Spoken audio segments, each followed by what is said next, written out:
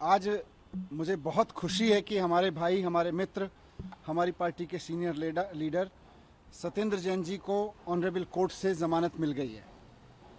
सत्येंद्र जैन जी इस देश में मोहल्ला क्लिनिक की क्रांति के जनक हैं। पब्लिक हेल्थ सिस्टम को, सरकारी हेल्थ सिस्टम को, सरकारी लोकल हेल्थ सिस्टम्स को, सरकार के बड़े बड़े हॉस्पिटल्स को कैसे शानदार बनाया जा सकता है, और ये कोई असंभव काम नहीं है, इसको संभव करके दिखाया सत्येंद्र जैन जी ने। दिल्ली के लोगों को सत्येंद्र जैन जी की वजह से आज शानदार हॉस्पिटल मिले हैं, नए नए हॉस्पिटल मिले हैं, पुराने हॉस्पिटल्स का रिवैम्प हुआ है उनकी वजह से, और मोहल्ला क्लिनिक जैसी इनोवेटिव चीज़ मिली है जिसको अब देश ही नहीं दुनिया भर के लोग जिससे सीख ले रहे हैं। कई राज्यों में मोहल्ला क्लिनिक बनाए गए हैं। ये सब सत्येंद्र जैन जी की देन है।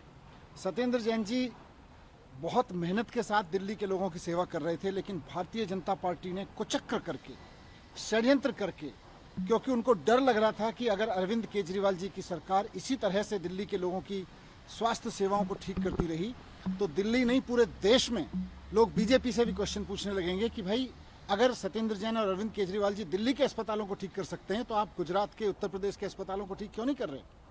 आप बाकी राज्यों के जहां आपकी सरकारें वहां के अस्पतालों को, सरकारी अस्पतालों को ठीक क्यों नहीं कर रहे? ये बात पूछने लगेंगे। इसलिए सत्येंद्र जैन जी को गिरफ्तार किया गया। कुछ नहीं मिला उनके खिलाफ, तो 4-4 बार उनके घर पे ईडी की रेड की, भारतीय जनता पार्टी ने ईडी की रेड कराई उनके घर पे, लेकिन उसके बावजूद उनके घर से एक पैसा नहीं मिला, एक कागज नहीं मिला। झूठे आरोप में, झूठे षड्यंत्र के तहत पीएमएलए कानून लगा के उनके ऊपर उनको जेल में रखा गया। ये भारतीय जनता पार्टी की बहुत बड़ी साजिश थी।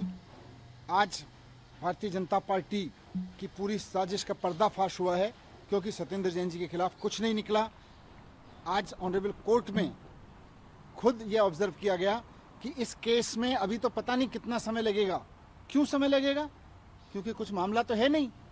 अब इधर उधर से भानुमति का कुनबा जोड़ जोड़ के कोई झूठा केस बना रखा है। तो आज मोदी जी को, भारतीय जनता पार्टी को सत्येंद्र जैन जी से माफ़ी मांगनी चाहिए, उनके इतने सारे दिन खराब करने के लिए। और सिर्फ सत्येंद्र जैन जी से नहीं, आज मोदी जी को और भारतीय जनता पार्टी को दिल्ली के लोगों से माफ़ी मांगनी चाहिए, क्योंकि सत्येंद्र जैन जी के जेल में जाने से सरकारी अस्पतालों में जो काम इतनी तेज़ी से चल रहा था उसका नुकसान हुआ है। सत्येंद्र जैन जी के जाने से मोहल्ला क्लिनिक में जो काम चल रहे थे उनका नुकसान हुआ है।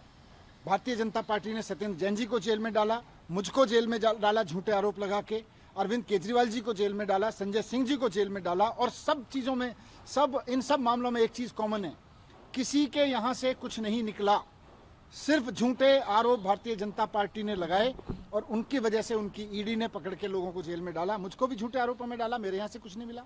अरविंद केजरीवाल जी के यहाँ से कुछ नहीं मिला, उनको भी जेल में डाल दिया। संजय सिंह जी के यहाँ से कुछ नहीं मिला, उनको भी जेल में डाल दिया। सत्येंद्र जैन जी के यहाँ से कुछ नहीं मिला, उनको भी जेल में डाल के रखा इतने लंबे समय तक। केवल एक ही मकसद था, दिल्ली के लोगों के काम रोकना। मैं आज दिल्ली के लोगों को भी कहना चाहता हूं कि भारतीय जनता पार्टी काम रोकने का षड्यंत्र करती है।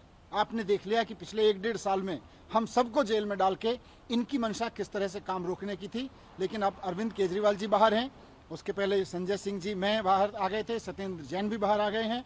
सब काम अब बहुत तेजी से होंगे और दिल्ली के काम बहुत अच्छे से होंगे। सर, आज संभावना बन रही है कि आज ही वो तिहाड़ से बाहर निकल सकते हैं, तो क्या आप लोग सबको जाएंगे उनको लेने के लिए? बिल्कुल बिल्कुल लेने जाएंगे। सत्येंद्र जैन जी हमारे सबके हीरो हैं, हम सबके नहीं, पूरी दिल्ली के हीरो हैं। हेल्थ सिस्टम को देखें तो पूरे देश के हीरो हैं सत्येंद्र जैन जी, उनको लेने जाना बनता है।